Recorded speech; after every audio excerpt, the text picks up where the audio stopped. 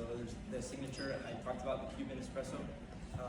It's very common. It's a quick pick-me-up, and also it's very primarily on sandwiches. So you'll see the cubano, the one I talked about, the pan con bistec, which is a thinly sliced steak sandwich, and a bunch of finger food like croquetas and pastelitos. Very helpful. Last question from me would be, your monthly revenue is projected to be 20K. How is that calculated? We have in our appendix. So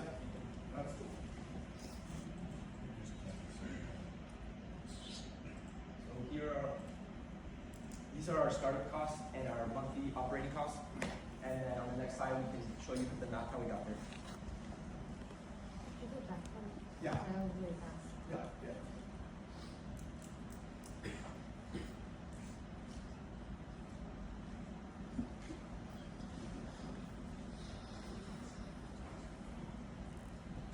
So 1,400 customers. How is that calculated? Yeah, so basically, what we calculated was based on the amount of days and what other food trucks do based on the towns, like in cities similar to Bloomington size.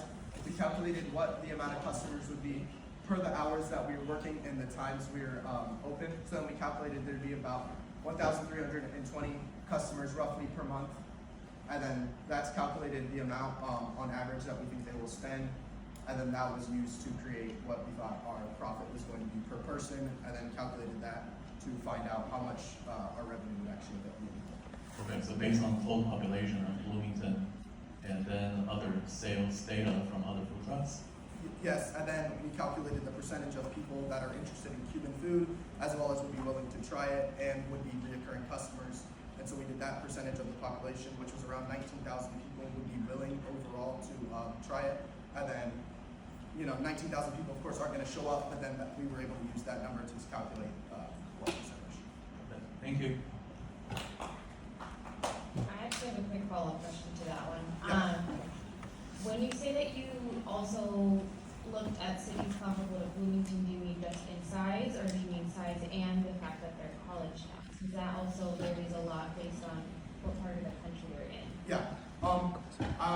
I think we have it on one of our next slides. This is kind of one of those things, but yeah, it was based on other college towns that are similar to like university size. Like, of course, we can't mimic Bloomington exactly, but they were towns that either contained like smaller universities or campuses on them, and then they also were similar sizes to Bloomington. The numbers for Bloomington and the IU population are very low, so I'm just something to be mindful of for your calculations. But I have a couple other questions. So going back to your partners, or you verbally say that they're your partners, but then call them competitors at the same time. So which one is it? You mean like our partnership? We mean to the Latin organizations like? No, the three, the other food trucks. So verbally, segued it into your partners. That you'll partner with the community, but then call them the competitors on this side. So how are you seeing that dynamic? Well, generally they could be considered as competitors because both of us will be in. We have niches, definitely different niches, but they are similar. So as of now, we will be competing a little bit with them, but then we also plan in the future, once we are rolling out, we plan on partnering with Vivencia and creating, maybe we'll both cater La Casa and different events like that where we can work together. Just one quick question. You know, the menu Yeah. page of it.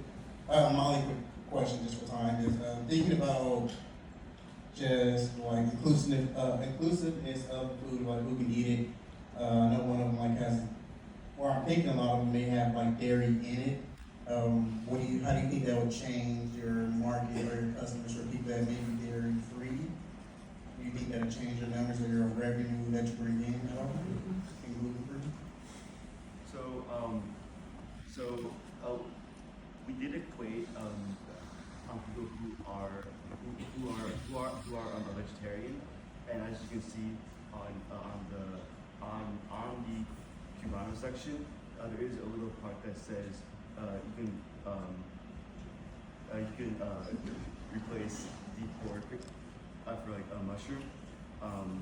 but then unfortunately, we not take into account gluten-free and vegan options.